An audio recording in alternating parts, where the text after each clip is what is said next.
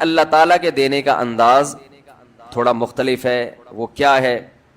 بعض مرتبہ جو چیز مانگ رہے ہوتے ہیں اللہ وہی چیز آپ کو دے دیتا ہے. اور ایسا بھی ہوتا ہے, ہمیشہ ایسا تو نہیں ہوا ہوگا کہ جو چیز مانگی اور نہیں ملی ہو. کئی بار ایسا ہوا ہے کہ جو مانگا وہ اللہ نے دے دیا, فوراً مسئلہ حل ہو گیا.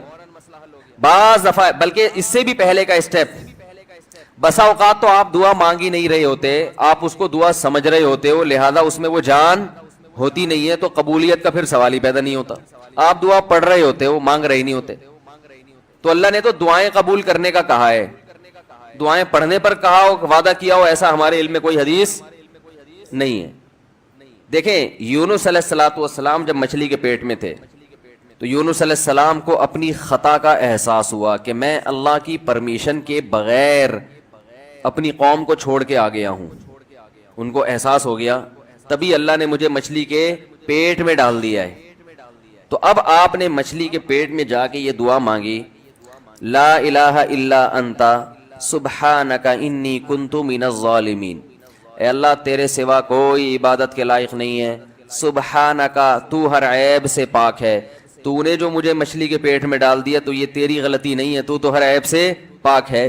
انی کنت من الظالمین, میں ہوں ظلم کرنے والا اپنی جان پہ, مجھ سے غلطی ہوئی ہے.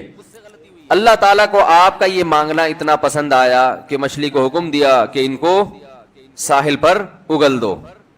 اور نہ صرف یہ کہ مچھلی نے آپ کو ساحل پہ ڈالا, وہ انبتنا علیہ شجرۃ من یقطین, یقطین کوئی درخت تھا وہ بھی اللہ نے اگا دیا دھوپ سے بچانے کے لیے. لیکن جب مصیبتوں میں ہم یہ کلمہ پڑھتے ہیں لا الہ الا انت سبحانک انی کنت من الظالمین, تو ہم یوسف علیہ السلام والے جذبے سے یہ کلمے میں جو الفاظ ہیں وہ مانگتے نہیں ہیں, بلکہ ہم یہ کلمہ پڑھتے ہیں. سمجھ رہے ہیں, پڑھنے کی بھی برکتیں ہوتی ہیں, میں اس کا منکر نہیں ہوں, لیکن ہمارے جو ورڈنگ ہوتی ہے نا وہ مانگنے کا اسٹائل نہیں ہوتا. ہم چھوٹے بچے تھے تو مسجد میں آیت کریمہ کا ورد ہوا کرتا تھا کہ بھائی حالات خراب ہیں آج کل, امام صاحب اسپیکر پہ اعلان کر کے بلاتے تھے, آ جاؤ بھائی آیت کریمہ کا ورد ہوگا, لا الہ الا انت سبحانک انی کنت من الظالمین, 5 لاکھ دفعہ پڑھا جائے گا. تو ہم مسجد میں آتے, وہ مسجد میں دانے ہم تو آتے تھے, اس کے بعد جلیبیاں بھی ملتی تھیں, بڑی گرم گرم ٹائٹ جلیبیاں ہوتی تھی. اب تک وہ مزہ نہیں آیا جلیبی میں. تو وہ جلیبیاں بھی ہوتی تھی, اوپر دانے رکھے ہوئے ہوتے تھے, وہ 5 لاکھ دانے ہوتے تھے, ختم کرنے ہوتے تھے. تو پھر ہم کیا کریں, لا الہ الا انت سبحانک انی کنت من الظالمین, لا الہ الا انت سبحانک. اس میں فراڈ نہیں کرتے تھے, پڑھتے پورا تھا الحمدللہ. بعض لوگ تو کیا کرتے تھے, ایک مٹھی لی لا الہ الا انت سبحانک انی کنت من الظالمین نے پھونک مارا اور سائڈ پہ رکھ دیا. وہ یہ ڈرامے بھی ہوتے تھے, لیکن ہم پورا ہی پڑھتے تھے ہم. لیکن اس میں مانگنے کا انداز تو نہیں ہوتا تھا, لا الہ الا انت سبحانک انی. پھر اس میں بچے تھے, شرارت بھی شروع ہو جاتی تھی. پھر دیکھ رہے ہیں کوئی ادھر دیکھ رہا ہے تو ایک دانہ اٹھایا, لا الہ الا انت سبحانک انی کنت من الظالمین, یوں کر کے اس کی ناک پہ مارا ہے. کوئی ادھر دیکھ رہا ہے تو اس کی جیب میں ڈال دیا. تو یہ دعا مانگی جا رہی ہے, یہ تو پڑھی جا رہی ہے, ایک فارمیلٹی ہے کہ 5 لاکھ پورے کرنے ہیں, اس کے بعد جلیبی کھانا ہے اور نکلنا ہے. تو آج بھی ایسا ہی ہو رہا ہے. امام صاحب دعا مانگتے ہیں, لوگ کہتے ہیں یار چلو جب نماز پڑھ لی, 4 رکعتیں پڑھ لی, سلام بھی پھیر لیا, تو اس میں کیا جا رہا ہے, یہ بھی پورا ہی کر لو. ایسا ہی ہوتا ہے نا, یہ بھی پورا ہی کر لو, آمین آمین کہہ لیں گے. امام صاحب ڈرائیور ہیں, ہم پیچھے مقتدی ہیں, تو جہاں اتاریں گے وہیں اتریں گے ہم لوگ, پہلے تو نہیں اتر سکتے. تو یہ ایک لوگوں کے ذہن میں تصور ہے. نبی صلی اللہ علیہ وسلم نے فرمایا اللہ ظاہر قلب کے ساتھ دعا کی طرف توجہ نہیں دیتے. ظاہر قلب کا مطلب آپ کا دل حاضر نہیں ہو, کچھ اور سوچ رہے ہو, اور ادھر سے آپ نے ویسے ہی ایک فارمیلٹی پوری کرنے کے لیے. اللہ کہتے ہیں کہ جب تو مانگنے میں مخلص نہیں ہے تو میں تجھے کیوں دوں. تو مانگنے میں ہی مخلص نہیں ہے. تو بعض دفعہ بلکہ اکثر ایسا ہوتا ہے کہ ہماری دعا میں جان ہی نہیں ہوتی. آدم علیہ السلام کو جب جنت سے نکالا گیا تو پریشان تھے, بے چین تھے, مضطرب سے, میں کیا کروں کہ اللہ مجھ سے خوش ہو جائے. اس بے چینی میں الفاظ نہیں آ رہے سمجھ میں. فتلقى آدم من ربه کلمات, اللہ فرماتے ہیں اللہ نے آدم کے دل میں کلمات ڈال دیے ان کی بے چینی کو دیکھ کر کے, اس طرح سے مجھے مانگو. جب انسان اخلاص کے ساتھ دعا مانگتا ہے تو الفاظ کا القاء کہاں سے ہوتا ہے, اللہ کی طرف سے وہ القاء ہونا شروع ہوتا ہے. اللہ کہتے ہیں اس طرح سے مانگ.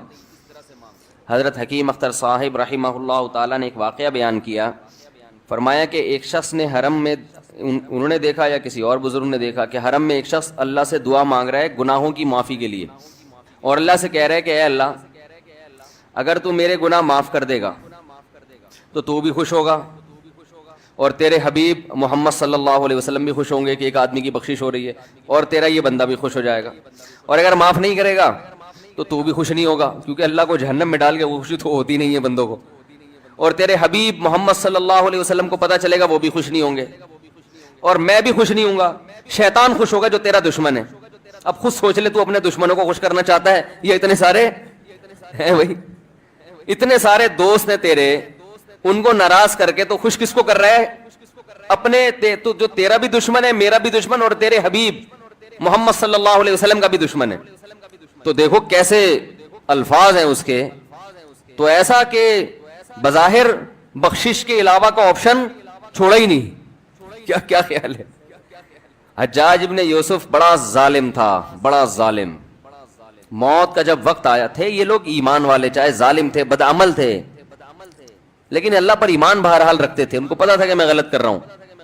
جب موت کا وقت آیا تو کہنے لگا کہ اے اللہ, لوگ کہتے ہیں کہ تو مجھے نہیں بخشے گا, لوگ کہتے ہیں کہ میرے جیسے گناہگار کو تو نہیں بخش سکتا. بڑے عجیب الفاظ ہیں, اللہ کی رحمت کو جوش دلا رہا ہے کہ تو ایسا کر کے دکھا دے, یعنی کچھ ایسا کر کے دکھا دے کہ جو تیرے بارے میں لوگ گمان کر رہے ہیں وہ گمان کیا ہو جائے. یہ بالکل ایسے ہے جیسے کوئی بہت بڑا سیٹ ہو, آپ اس سے بہت زیادہ بڑا قرضہ مانگنے کے لیے جائیں جو کہ عام طور پر نہیں ملتا, لیکن آپ اس کو جوش دلا رہے ہو کہ لوگ کہتے ہیں کہ تو اتنا بڑا قرضہ نہیں دے سکتا, تو آج تو اپنی سخاوت دکھا دے کہ میں اتنا بڑا قرضہ بھی دے سکتا ہوں. تو مرتے ہوئے کیا کہنے لگا کہ اللہ, یہ پبلک کہہ رہی ہے کہ تو مجھے نہیں بخش سکتا, یعنی یہ تیری رحمت کو چیلنج کر رہی ہے کہ اتنے بڑے گناہگار کو نہیں بخشے گا اللہ. تو آج کیا کر لے, تو یہ دکھا دے اپنی رحمت سے کہ میں اتنے بڑے گناہگار کو بھی معاف کر سکتا ہوں. اب پتہ نہیں اللہ نے معاف کیا نہیں کیا, وہ تو اللہ کا معاملہ اور حجاج بن یوسف کا معاملہ. لیکن علماء کہتے ہیں یہ اس نے الفاظ بڑے ڈینجرس کہے ہیں مرتے وقت. ڈینجرس کا مطلب یعنی دوسرے معنی میں ایسے ہے کہ اس نے اللہ کی عرش کو ہلا دیا ہوگا. اللہ کو مانگنا اتنا پسند ہے. پہلی بات تو یہ ذہن میں رکھیں کہ اس سے بڑی کوئی عبادت نہیں ہے دعا سے, اور دعا سے مشکل کوئی عبادت نہیں ہے. نماز پڑھنا آسان ہے, زکوٰۃ دینا آسان ہے, روزہ رکھنا بھی آسان. سب سے مشکل کام کیا ہے؟ دعا مانگنا. اسی وجہ سے ہم نے جن لوگوں کو دیکھا کہ وہ واقعی دیندار ہیں, اللہ والے ہیں, ہم نے صرف انہی کو دعائیں مانگتے ہوئے دیکھا ہے. عام لوگوں کو ہم نے دعاؤں کو اتنا فوکس کرتے ہوئے نہیں دیکھا. وہ دوسری چیزوں کو زیادہ فوکس کرتے ہیں, دعاؤں پہ زیادہ زور نہیں ہوتا ان کا. وظیفوں پہ تو ہوگا صبح شام, یہ والا اتنی دفعہ, وہ والا اتنی دفعہ, وہ بھاگ گئی واپس آ جائے اس کے لیے اتنی دفعہ, وہ جا نہیں رہی اس کے لیے اتنی دفعہ. یہ وظیفوں پہ تو ہوگا زور. ایسے ہوتا ہے نا ہاتھ اٹھا کے اللہ سے گڑگڑا کے مانگا جائے, یہ چیزیں کم. میں جب حج پہ گیا تو اپنے شیخ مرشد کے ساتھ تھا. پہلے ہی ہم نے ان کو دیکھا تھا بہت زیادہ دعائیں مانگتے ہیں, وہ بہت زیادہ ان کو دعاؤں میں دل لگتا ہے, بہت دعائیں مانگتے ہیں. تو مجھے کسی نے بتایا کہ یہ جب بیت اللہ کو دیکھتے ہیں تو اتنی لمبی دعا مانگتے ہیں کھڑے کھڑے کہ تم ان کے ساتھ ٹھہر نہیں سکتے. میں نے کہا کیوں نہیں ٹھہر سکتے, ہم جوان ہیں, ان کی عمر زیادہ ہو گئی اور ان کو کچھ بیماریاں بھی ہیں. تو میں نے کہا ہو جائے مقابلہ پھر, ٹھیک ہے نا, دیکھتے ہیں کون زیادہ لمبا ٹھہر لیتا ہے. تو جب بیت اللہ پہنچے, ان کی نظر بیت اللہ پہ پڑی, ذرا قریب گئے. یہ جو کہتے ہیں نا بیت اللہ پہ نظر پڑتے ہی وہیں ٹھہر جاؤ شروع ہو جاؤ, ایسا نہیں ہے. بیت اللہ پہ اگر نظر پڑی ہے آپ کی تو کوئی بات نہیں, اور قریب چلے جائیں. کوئی دوسرا عمل کرنے سے پہلے دعا مانگیں. پہلی نظر کا مطلب یہ ہوتا ہے کہ جب نظر پڑی ہے تو اب طواف شروع کرنے سے پہلے یا کوئی دوسرا عمل کرنے سے پہلے آپ جا کے دعا مانگیں. تو وہ دور سے نہیں بلکہ جتنا قریب جا کے مانگیں اتنا زیادہ اچھا. لوگ کیا کرتے ہیں, یوں منہ نیچے کر کے جا رہے ہوتے ہیں کہ پہلی نظر پڑ گئی تو پھر دعا کا موقع نکل جائے گا, تو یوں وہ ٹکرا بھی جاتے ہیں. کچھ نہیں ہوتا, نظر پڑ جائے تو اور تھوڑا قریب جائیں, قریب جا کے دعا مانگیں. تو ان کو ہم نے دیکھا کہ انہوں نے دعا مانگنا شروع کی, میں بھی کھڑا ہو گیا ساتھ میں, ہم نے کہا چلو ہم بھی مانگتے ہیں. تو وہ اتنی دیر تک حالانکہ کمر میں بھی تکلیف, بیماریاں بھی ہیں, شوگر بھی ہے. تو بالآخر میں نے ہتھیار ڈال, میں نے کہا میں اتنی دیر کھڑا نہیں ہو سکتا. اور میں پھر اب بیٹھتے ہوئے شرم بھی آ رہی تھی کہ وہ بولیں کہ میری عمر زیادہ ہے اور یہ دیکھو ابھی جوان, شادیاں تو کرتا رہتا ہے, تو یہ کیا شادیاں کرے گا جو کھڑا نہیں ہو سکتا اتنی دیر. تو وہ اتنی دیر ہو گئی تو میں بیٹھ گیا واقعی. تو کئی ایسے ہمارے اکابر گزرے ہیں، بزرگ گزرے ہیں، 1 گھنٹہ 2 گھنٹہ 3 گھنٹہ مرکز میں، تبلیغی مرکز میں کسی نے بتایا کہ ایک بزرگ کو میں نے دیکھا صبح اشراق کے وقت دعا مانگنا شروع کی ہے اور ظہر کی نماز میں اٹھے، اشراق کے وقت دعا مانگنا شروع کی اور کب اٹھے؟